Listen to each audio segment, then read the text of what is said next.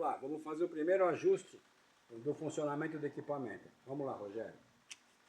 Aqui você tem um prendedor de papel e aqui você tem o regulador de gramatura, que você ajusta a gramatura do papel. Então você põe o papel bem próximo,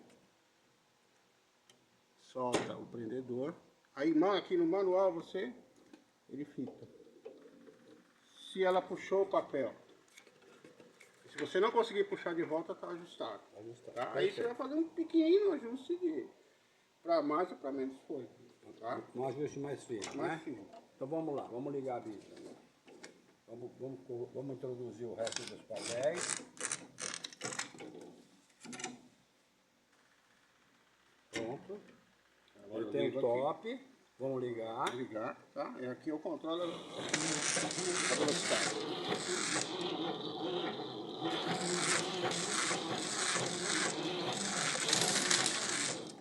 Bom, perfeito.